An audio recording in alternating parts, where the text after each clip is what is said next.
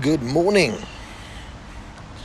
It is Brian of London here in the park where I have been walking. This is Brian of London. I'm in Tel Aviv in a forest called Bereshit Forest. The Doob the Bears Shit in the Woods forest. No bears here, just me. And it's chilly. And it's been raining a lot the last few days. We've had extreme rain, and I think we've got more rain coming next week. In fact, the Kinneret, the lake, the Sea of Galilee in the north is shooting up 25, 26 centimetres a week. It's been going up over the last few days. Australia is having bushfires, I know. I wish we could send you our rain. And I could do with it warming up again. I'm not used to the cold anymore. And sorry for all the bushfires, yeah.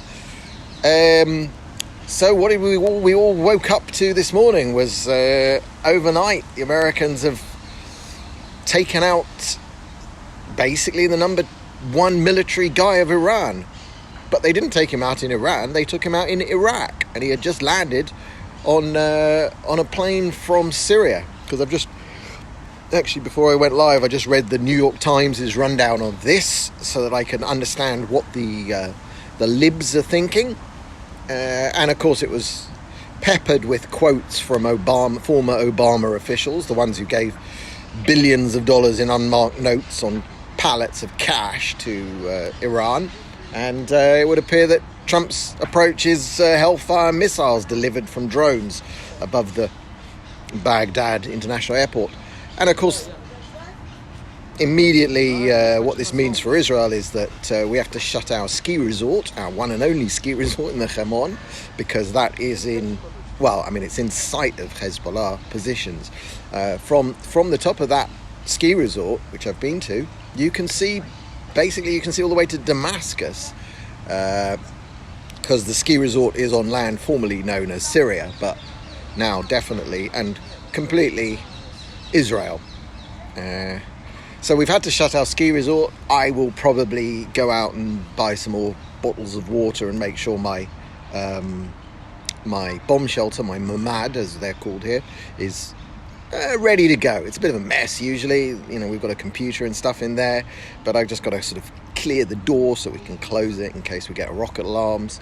The problem for Israel is that on our northern border, forget Gaza, on our northern border is Hezbollah, and they're serious, and they've got tens of thousands or even 100,000 rockets, and proper rockets, real, hard, big military rockets, possibly with the ability to aim them. And that's waiting to be unleashed on our northern border. Now, whether this is the moment at which Iran decides to tell Hezbollah to do that, none of us know. But we have to be ready for that. I live in the center of Israel. Sort of Tel Aviv is,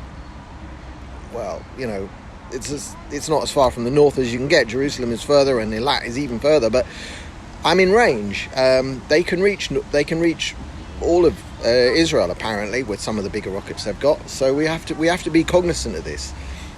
But yet, I still believe it is correct that after America comes under attack and their embassy in Baghdad is sovereign territory, and someone tried to do that. I got fluff on my chin. There you go. I was eating. After America, come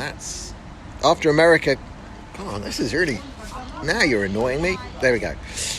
After America comes under attack, the only response is to fight back. And that's what you have to do, because we're in the Middle East here. We're in on a shame. We're in a different way of being.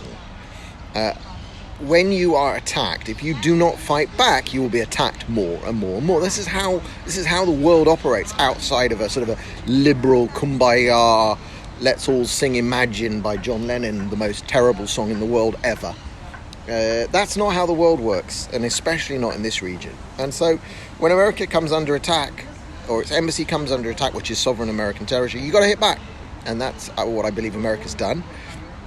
Trump obviously took a decision. I suspect other American presidents had the shot, but were never bold enough to take it. And if this guy runs Iran's, according to the New York Times that I just read. I mean, he ran not just major aspects of the military, but their intelligence gathering, their support for terrorism. He would have been supporting, providing the support to Hamas and the groups in Gaza and the West Bank, the occupied Palestinian territories, or Judea Samaria as they should be known. He was directly running all of this stuff. He was running all the militias in Iraq that have been killing American soldiers for years. That's the only way that's how you fight. It's not that this is an act of war or that America's escalated. This war started when essentially Jews refused to accept Muhammad as a prophet 1,400 years ago, and the war never stopped.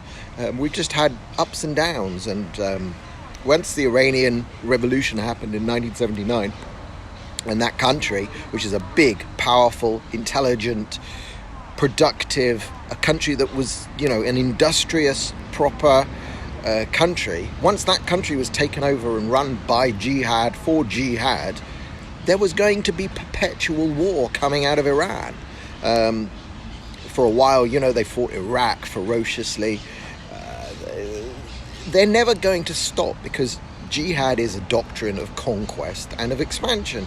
And anybody who abuts that, anybody who's up against that, and especially Israel, which the existence of Jewish Israel on land that was once conquered by Islam is the biggest affront to Islam that there can be. So we must be destroyed. Israel must be destroyed. And obviously America is seen as both the defender and protector of Israel, but it's more than that.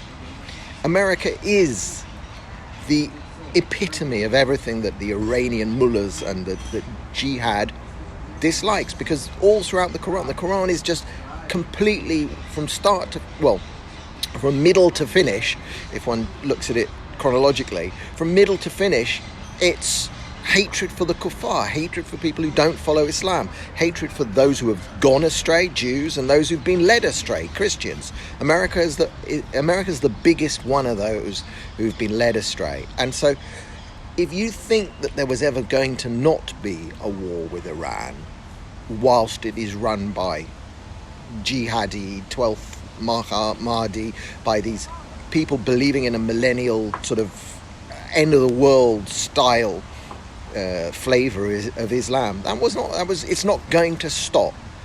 So killing their top military commanders is a very sane and rational and smart thing to do. If you've got the shot, you take it. Sure, there'll be someone to replace him. There always is. There are more jihadis lining up. But if you dent their operational capabilities, even temporarily, that's a good thing. It's like stopping them getting a nuclear weapon. Dent their operational capabilities. They're never going to stop trying. Doesn't matter if you make an agreement with them or you don't make an agreement with them, or you bomb them or you send in Stuxnet. They're not going to stop. That's why I always tweet with the tag relentless jihad. Every attack. We had another foiled stabbing attack, Gush Etzion, where my friend was murdered a year and a half ago.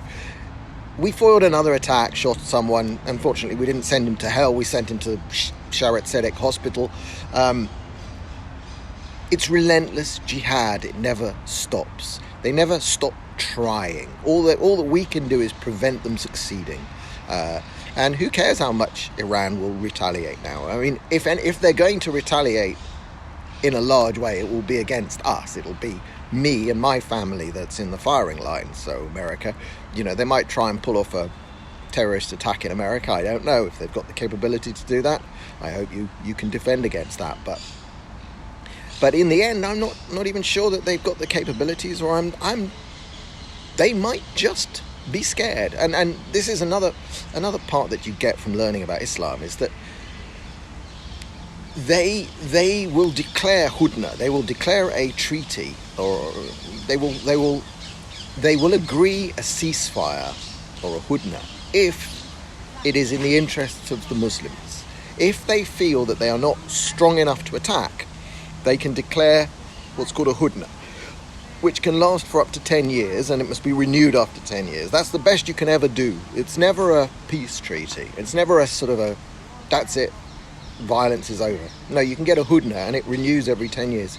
And it may well be that they will use internal logic that we will never hear about it to say, right now they are not strong enough to attack America, and that what would happen to them if they go all out and attack America right now is that not good.